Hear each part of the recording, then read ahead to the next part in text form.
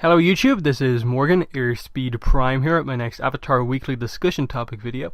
Today's topic is going to be basically returning to a topic I did a couple of weeks back, probably a few months back at this point, kind of going to the Water Tribe kind of leadership, how it actually is structured, works. Basically the situation is like, basically everyone in the fandom is a little bit confused about how exactly everything works, and even what I said in that video, while I think overall correct, wasn't fully correct, and I've done a bit of research since then, because obviously North and South is coming out and we'll address some of this stuff, and I think I figured out a few more things, and it's going to act as a kind of give you more detail into what to expect and what to not expect heading into North and South in terms of like a few things that we may be misunderstanding. But yeah, before I get into the topic, I will just say that for future Avatar Weekly discussion topic videos, you guys do have a chance to basically decide which topics you want me to do. If you decide to support me on my Patreon page, which is linked in the description below, you can, depending on what kind of tier you support me at, you can either choose the discussion topic for that week. You just choose a topic, I'll do it, that's it, confirmed. If you support at a higher tier, you can actually come on the discussion with me. We'll do it over Skype, we'll record it, that'll be the video. You and me talking about this topic that you want to talk about with me together, and that'll be discussion, more of a kind of podcast style thing. So that's one of the things, and then I think one of the higher tiers is that like you can do that, you can choose a topic, you can be on a discussion with me, and you can also choose a discussion topic for the Avatar Online podcast that I do every Sunday every 2 weeks. So yeah, just let you guys know, be aware of that. That's how you can further decide what exactly these discussion videos are about each week. But yeah, let's get into the topic. It's kind of hard to just do a one sentence description of what I'm trying to cover here, but basically this is the idea of what on earth is up with the whole Northern Water Tribe chief, Southern Water Tribe chief, and how the chief of the North is the chief of both tribes. What is going on there? Because like we know, Sokka was the chief, Hakoda was the chief, but apparently Unalaq was also the chief of the South at the same time as Sokka. What on earth is the situation here? I'm going to read out a quote from Brian Konietzko, obviously co-creator of Avatar and Korra.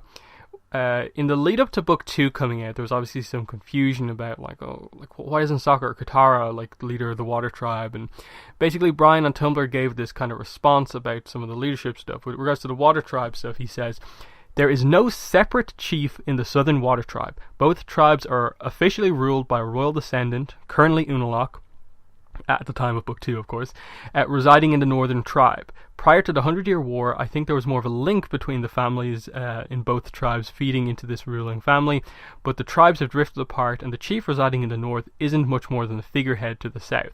For the Southern Tribe, we always imagine there is some sort of council of elders consisting of women and men who jointly govern the South. I can imagine Katara takes part in that council, and I can also imagine she isn't interested in being the chief of both tribes anyway." So, what we get from this is that effectively the title of Southern Chief for the entire run of Avatar and Korra, as far as we know, was never an official leadership title.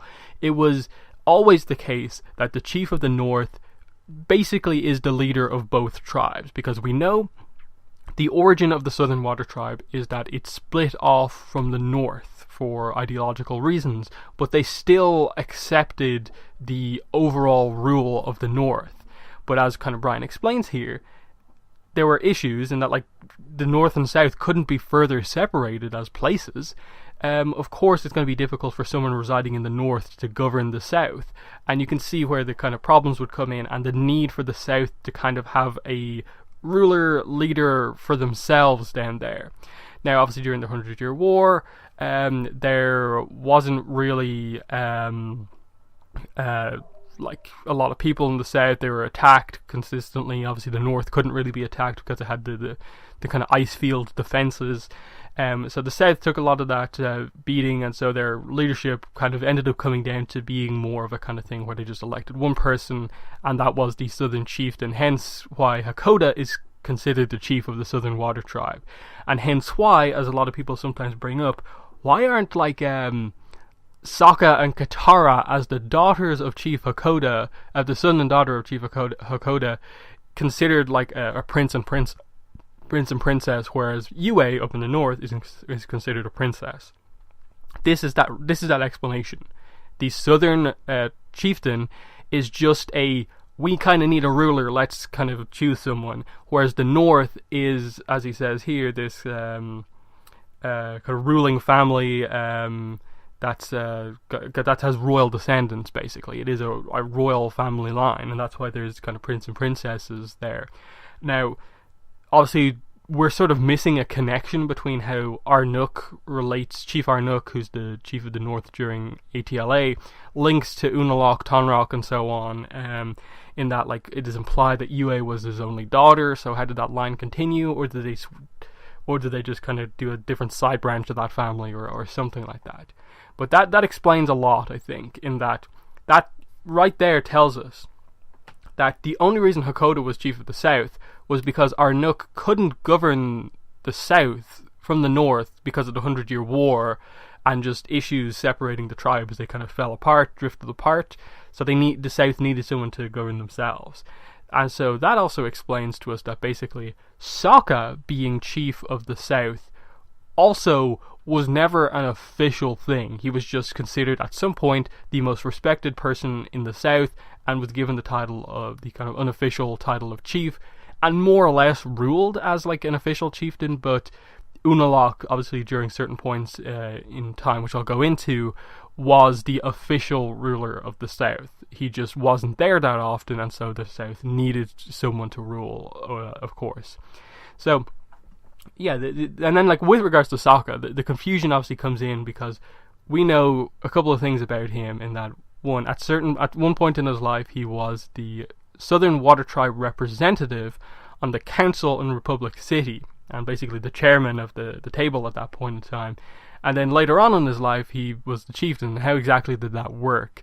Obviously the Yukon incident, when we know for sure he was on the council in Republic City, happens while Aang is still alive, whereas the time we have confirmed when Sokka was the chief was the incident when Korra was little and the first kidnapping attempt by the Red Lotus happened.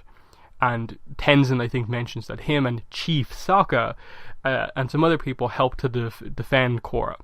So they're obviously separated by like a good couple of years, like 10, 20 years or something like that. I don't know the exact number, but it's something like that, because like Aang is confirmed to be like 40. So so it's basically like 20. It's about 30 years, I think, of a difference, because obviously Aang was 40 during the Yukon incident, because he actually says that in dialogue, and then he dies at the age of 66, and then Korra is in or around 4 when the first kidnapping attempt happens. So yeah, there's like 30 years between the point when he's on the council versus when he is the chief. So that kind of explains that kind of quite nicely, in that, okay, he clearly at some point decided to go back to his home and took on the role that he probably could have had before deciding to go to Republic City. And that's obviously because we assume once Republic City was properly beginning to be formed from Yudao, obviously Team Avatar had a big role in that, and so Sokka decided that as much as I'd love to be Chief of the South, I think I'm needed in this city as someone who kind of helped to kind of form this in the first place. So that basically explains that and it explains the confusion surrounding the whole Unalaq is the chief of both tribes. He is the chief of the north because it's that royal family line that he comes from. He's the official, ruler of both water tribes, because that's where the royal family line is. It's not in the south, and he resides in the north, so he primarily is there. he is overall the chief of the South, hence why when he comes down to visit, there's a big show put on for him. But it is more of a kind of figurehead for the South because he's not there consistently enough. Now, obviously, like the confusion also comes in that, as far as we were aware, there was always an unofficial South chieftain. In that there was Sokka, then there was Sokka. But during the time of Book 2, until the civil war between the North and South that ultimately results in the South becoming much more independent and officially electing a ruler of their own, like an official, like a Southern chieftain, where they're not just ruled over by the North, then that changes things. They didn't have a chief of an unofficial chief of the South before then. It's probably implied to be Tonrock, and then hence why Tonrock is then elected as the official chief, but they never really address it all that much. So I assume something happens where, like, after Sokka died, Unalaq took a bigger role in governing the South to get closer to Korra, hence why no new unofficial chief of the South was elected effectively. So that's more or less everything I wanted to talk about. You know, Brian mentions in this post the Council of Elders, and we sort of see that. You know, you see the trial that takes place, and you see there's a good few people there in that. Like, okay, so the idea that they're going for is that in general the South govern themselves more kind of, you know, democratically. They have a Council of Elders. It's more like the air nomads in a way. They just choose some of the most represented people, some of their most respected people, I mean, and between them they decide on a lot of what goes on, and it's a bit more efficient and kind of fair, I suppose, compared to just having a royal line be the default ruler. And especially post Book 2, it's much more, the two of them are basically governed completely separately. Now, where does that link into North and South in terms of what that's going to do? Well, immediately, what's happened, obviously, between the last time we were in the Water Tribes in Avatar: The Last Airbender compared to us now going back to them in North and South, is that the North, a lot of people from the North have gone to the South to help rebuild. And now that connection is restored. The North and South are communicating again. And the South, for so long, the entire 100-Year War, effectively, have been used to just governing themselves, getting no feedback support from the North. So that's going to be probably one of the things now that we see here. A lot of Southerners wanting to just be themselves, just govern themselves, but having to accept that it's just an official thing as part of the Water Tribes, that the North has some sort of rule over the South, and that will probably be part of the issues that are happening here. That's probably this whole thing with, like, this character Gilak, who is a Southerner who disagrees with this, Melina wanting to unite the tribes, and then I suppose Katara and Sokka having like a different view on that. Obviously, having never really experienced the kind of North's authority over the South. Now, obviously, there's a few confusing things that they need to establish here, in that obviously I assume one thing they will probably attempt to establish will be this some sort of council of elders. They already established that Hakoda is considered the leader of the South. I assume it's an unofficial thing, just to have someone to rule. But I assume ultimately it will lead to some sort of a better communication between the North and South. Them accepting that, like, okay, we accept that the Arnuk, who I assume is still the chief, is the overall ruler of the South, but we are roughly allowed to rule ourselves. So I think North and South is going to clarify a few things, but I don't think it's going to be as like big and heavy as some people expected. Like, even myself, when this was first announced, was kind of thinking that, like, oh, maybe this will be the one where they kind of really set Sokka up to be the Southern Water Tribe chief.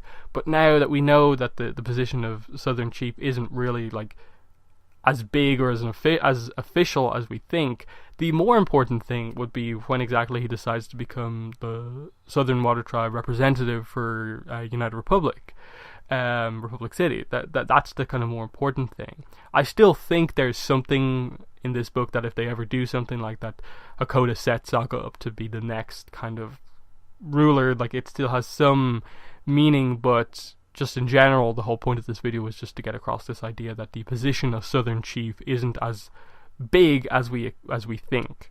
It is now a big position with, like, obviously Tonrock being the current Southern Chief, and now it is more of an official position. But Hakoda's role was kind of unofficial. Sokka's role as the Southern Chief was unofficial. So that's really what I wanted to get across here. So yeah, in the comments, let me know what your thoughts are on this whole confusion around northern and southern water tribe kind of leadership structures and stuff like that. I'm pretty sure everything I've said here is basically, the official, like, details that we have right now. Obviously North and South will probably clarify some of this stuff somehow with regards to if they do have an origin story about how exactly the North and South formed in the first place. The rift that happened there, that will probably better explain to us the deal with regards to why the South accept the North as their leaders for the most part, and don't just start like a royal family line of their own. That will probably be explained there, but in general, based on what we know now, this is the case. Now, do I think Book 2 should have established some of this a little bit better? Probably. It should have been definitely established a little bit better in the show that was the case, rather than Brian having to come out here and explain this kind of complex situation in a Tumblr post. But yeah, that's leave comments below about what you think, suggestions for future videos, and yeah, then just finish off by saying, if you want to follow me on social media, you can do so on Twitter and Tumblr. Links are in the description below for that. And then if you want to support the channel, as I said before, you can support me on Patreon and get kind of reward tiers where you can decide on the topics for these videos. And then if you want to just make a one-off donation, you can do so with the PayPal donation link in the description below also. But yeah, that's been the video. Thanks for watching, and bye.